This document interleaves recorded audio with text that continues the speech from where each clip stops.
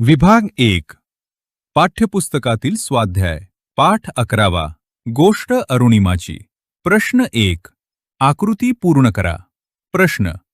अरुणिमाचा खेळाबद्दलचा दृष्टिकोन स्पष्ट करणारी विधाने. उत्तरे. 1. फुटबॉल आणि व्हॉलीबॉल या खेळांची नॅशनल चॅम्पियन. 2. सीआयएसएफ मध्ये नोकरी मिळवण्यासाठी केलेला प्रयत्न. 3. अपंग असतानाही एव्हरेस्ट सर करण्याचा घेतलेला निर्णय. 4. मार्गदर्शनासाठी बछेंद्री पाल यांच्याशी केलेला संपर्क. प्रश्न 2. खालील घटनांवरून व्यक्त होणारे अरुणिमाचे गुण लिहा. घटना 1. भाईसाहेबांनी दिलेला सल्ला शिरोधार्य मानला. गुण. वडीलधाऱ्या व्यक्तींचा आदर. घटना 2. दूरदृष्टी ठेवून घेतलेला निर्णय. गुण. दूरदृष्टी. घटना 3. रुग्णालयात असताना फक्त एव्हरेस्टचा विचार करू लागली. गुण. ध्येयवादी. घटना 4. ब्रिटिश माणसाने फेकून दिलेला ऑक्सिजन सिलेंडर वापरला. गुण.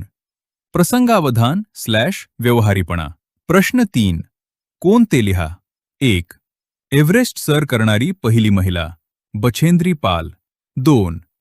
अरुणिमाचा सर्वात मोठा मोटिव्हेटर स्वतः अंतर्मन. 3. अरुणिमाच्या कुटुंबातील महत्त्वाचे निर्णय घेणारे भाईसाहेब. 4.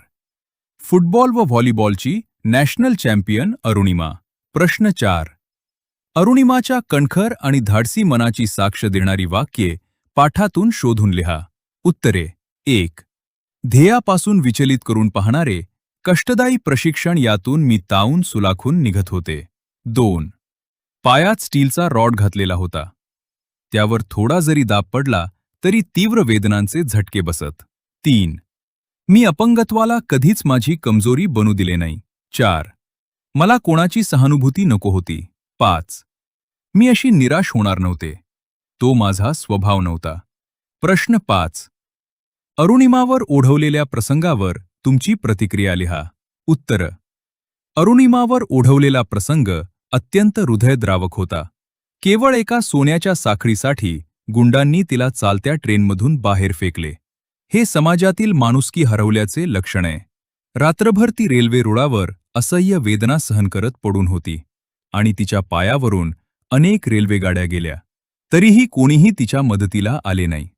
ही घटना समाजाच्या असंवेदनशीलतेची साक्ष देते. प्रश्न 6. पाठातून तुम्हाला जाणवलेली अरुणिमाची स्वभाव वैशिष्ट्ये लिहा. उत्तरे. 1.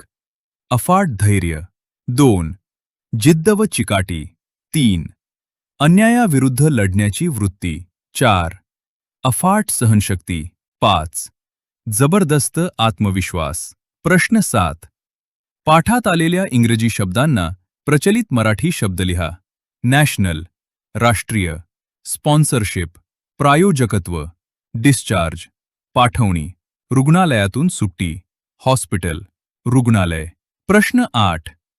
पाठात आलेल्या इंग्रजी वाक्यांचे मराठीत भाषांतर करा. नाव ऑर नेव्हर. आता नाही तर कधीच नाही. Fortune favours the brave. शूर माणसाला नशीबही साथ देते. प्रश्न 9. नेहरू गिरिभ्रमण प्रशिक्षण केंद्रातील अरुणिमाचे थरारक अनुभव लिहा. उत्तर. नेहरू गिरिभ्रमण प्रशिक्षण केंद्रातील अनुभव अत्यंत कष्टदायक होता. पर्वत चढताना मृत्यूला अगदी जवळून पाहण्याचा अनुभव तिला आला.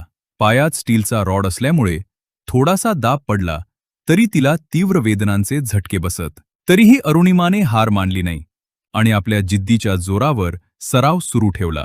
विभाग 2. व्याकरण. प्रश्न 10. खालील वाक्यांतील अधोरेखित शब्दांचे विरुद्धार्थी शब्द लिहून अर्थ न बदलता वाक्य पुन्हा लिहा. 1. प्रत्येक व्यक्तीत काही ना काही गुण असतात. उत्तर. प्रत्येक व्यक्तीत काही ना काही अवगुण नसतात. 2. सूर्योदयाच्या वेळी सूर्याची विविध रूपे अनुभवता येतात. उत्तर. सूर्यास्ताच्या वेळी सूर्याची विविध रूपे अनुभवता येत नाहीत. प्रश्न 12. खालील तक्ता पूर्ण करा.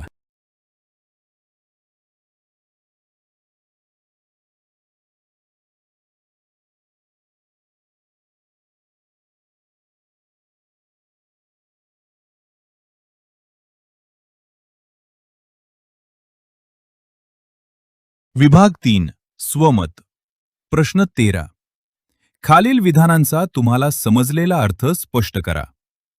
अ. आपले ध्येय साध्य करताना प्रयत्न निष्फळ ठरणे म्हणजे अपयश नव्हे. उत्तर. केवळ परीक्षेत कमी गुण मिळणे किंवा एखाद्या प्रयत्नात यश न मिळणे म्हणजे अपयश नसते. खरी चूक म्हणजे आपले ध्येयच खूप छोटे ठेवणे. जर आपण मोठ्या ध्येयासाठी प्रामाणिकपणे प्रयत्न केले आणि त्यात यश मिळाले नाही, तरीही त्यातून मिळणारा अनुभव आपल्याला अधिक सक्षम बनवतो. ध्येय उच्च असावे. प्रयत्न महत्वाचे असतात. आ. प्रत्येकामध्ये एक जिद्दी अरुणिमा असते. उत्तर. प्रत्येक माणसाच्या आयुष्यात काही ना काही संकटे किंवा कमकुवतपणा असतो. अरुणिमासारखे शारीरिक अपंगत्व नसले तरी अनेक मानसिक अडचणी असतात.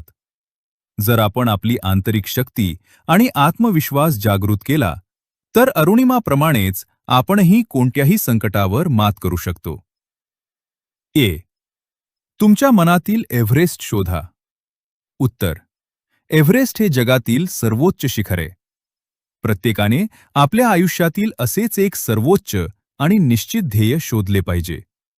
एकदा का आपले ध्येय निश्चित झाले की ते साध्य करण्यासाठी आपण आपली संपूर्ण ताकद आणि जिद्द पणाला लावली पाहिजे. विभाग 4 अपठित गद्य आकलन वर्षा ऋतू उतारा. प्रश्न. अव्यय व अव्ययाचा प्रकार ओळखा. वाक्य. पाणी कुठे गच्च भरले आहे. शब्द. कुठे. प्रकार. क्रियाविशेषण. अव्यय वाक्य. पाणी येते आणि जाते. शब्द. आणि. प्रकार. उभयान्वयी अव्यय. प्रश्न. पाणी साठवण्यासाठी काय उपाययोजना कराव्यात. उत्तर. पावसाचे पाणी साठवण्यासाठी धरणे व तलाव बांधले पाहिजेत. झाडांच्या आजूबाजूला चर खोदून पाणी जमिनीत मुरवले पाहिजे. जास्तीत जास्त झाडे लावली पाहिजेत आणि घरावर पडणारे पावसाचे पाणी योग्य पद्धतीने जमिनीत सोडण्याची व्यवस्था केली पाहिजे. Rain water harvesting. जेणेकरून भूगर्भातील पाण्याची पातळी वाढेल.